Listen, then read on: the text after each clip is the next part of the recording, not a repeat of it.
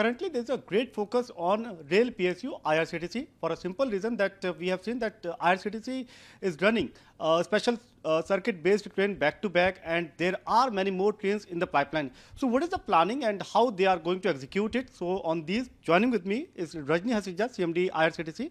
Ma'am, many thanks for speaking to it now. My first question would be that what a new train can we expect from IRCTC when we see that you are planning to run a theme-based special circuit train?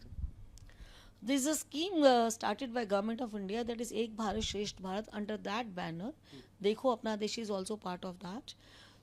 We are running a Bharat Gaurav series of a Bharat Gaurav trains, and IRCTC as such has taken more than 10 rakes from Indian Railways on lease, and we are going to maintain this rake on our own and doing some changes, customized changes suiting the requirement of the long journey passengers, so that because they need hot food, so the kitchen has to be customized accordingly, and they need more comfort. They have to travel a long journeys, and they have to spend more days in the train as compared to the other trains. These theme based circuits, these trains are being modified specially for the need of a long journeys, so that the customer, and especially for the need of a senior citizens.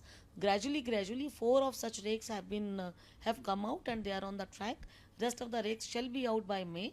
So in that theme B series, we were already running few circuits, and Ramayana was one of them. For the first time, we are going to operate Bharat Gaurav on this theme-based Bharat Gaurav series.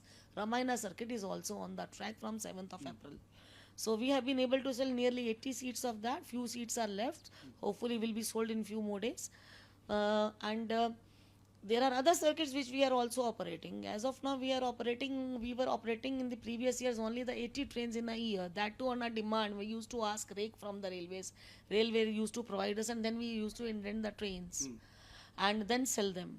Now it is going to be more and more organized, because rakes and this property is going to be with us only, with the IRCTC, and we are going to market in advance.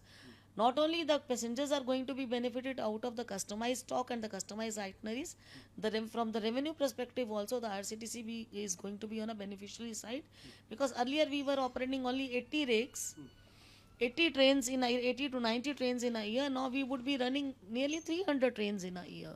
So that is going to be a win-win situation, not only for the customer but for the IRCTC as well. The other theme-based circuits which are in the pipeline is Guru Kripa, and Ramayana is of course there, NF Railway is also there. It is not only we are focusing on the religious tourism, we are also undertaking the leisure based journeys also, that we would be running. We have another dedicated circuit called Puri Ganga Sagar circuit, Har Har Gange circuit, and Jain circuit, Krishna circuit also we are working upon. So many such theme based movements will happen, and you will see, sir. Quite exciting that once again you are going to come up with a Ramayana special train for Lord Ram devotees. I would like to understand that what is going to be the composition and the fare structure for this Ramayana special train, and when it is going to run on tracks. As you notice that this is going to be a dedicated rake suiting the customer's requirement. So this rake has been specially designed. You have a heart of the train is our kitchen, which is a state of art kitchen. Food for the entire passenger traveling on board can be cooked on board, and it is a flameless cooking as per the norms of our Indian Railways. Fresh food is being served in the restaurants. Okay. This is a deluxe rake I am talking about, which we are going to operate on 7th of April under Ramayana circuit theme. So, and two AC 2 tires are there in the rake, and 4 AC first are there. AC 2 tire again has been customized, where we have taken off the side berth so that more space is available and more leg space is available for the customers to roam around. Okay. And a small library is also there. Things of comfort like foot massager, etc. is also there. There is a library where one can read good books on that, not only on the religious tourism but on the other theme based things also. So in order to maintain the train and etc., we have given us long term contract, so that the person has a more is able to pay more time and spend more money in maintaining the things. So not only this is going to be a win-win situation for the IRCTC but for the passenger also, because people will be able to see the destination with more comfort. This Ramayana circuit is going to cover the entire, it is a 17 nights and 18 days trip. There this time we have also included Nagpur, where we have a Ramtek temple and Ramtek fort also we have included, which is a very good destination to be included. It is a long pending demand with us, which we have implemented. The train is going to start from Saftarjung on 7th of April, then going to go from Ayodhya, Nandigram.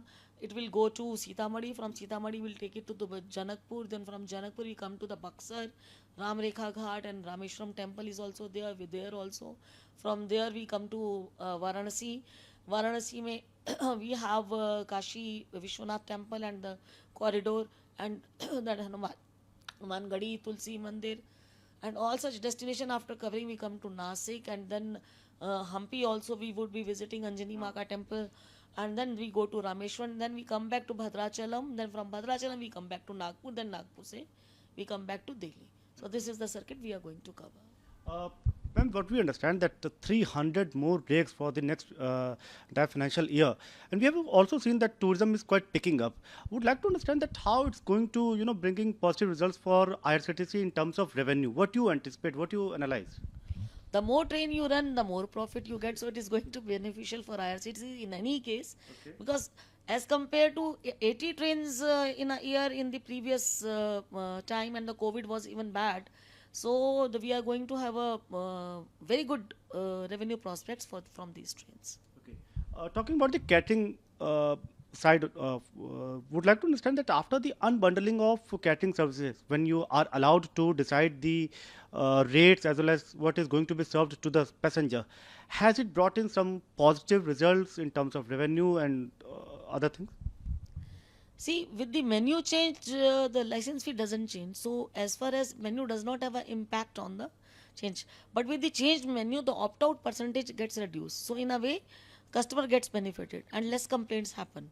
So we are yet to compile our results. We have changed it very recently and included in the menu. So let's hope for the good results. And in the case of a new upcoming trains in the Vande Bharat, etc., we have given a very new menu, new concept. We have included the millets also. Otherwise, also in many of the menus, we have included millet. People are appreciating. But data is a very smaller size. We need to compile it. And once we compile it, we'll definitely share with you. From the religious tourist point of view, Char Dham was one of your special package, and Kedarnath heli taxi service was something we were hearing since a long time. Any update on the same? For Char Dham Yatra, we have tied up with our Uttarakhand Sarkar, UKADA.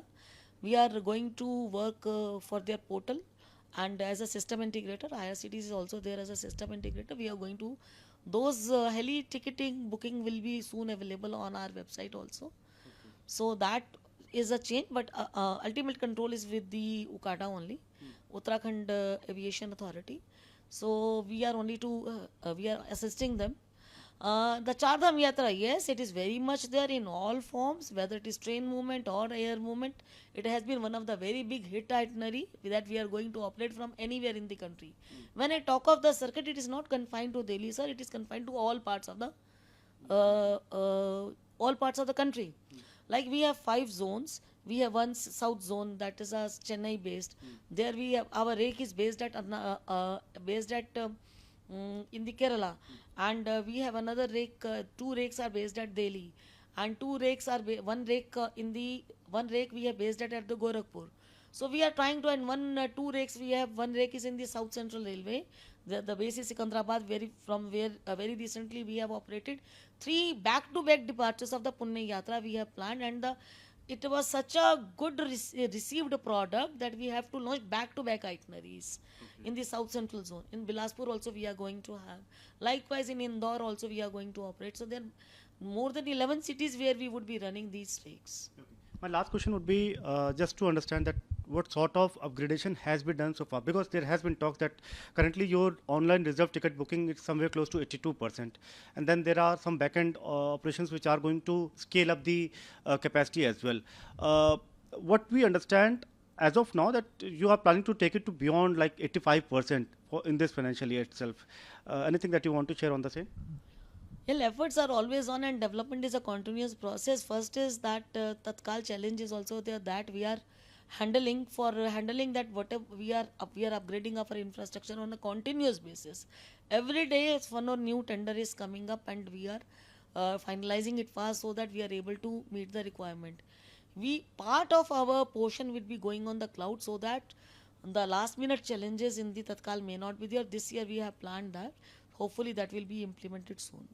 Many thanks for speaking to it now with camera person Shamlal. This is Samir Dikshit.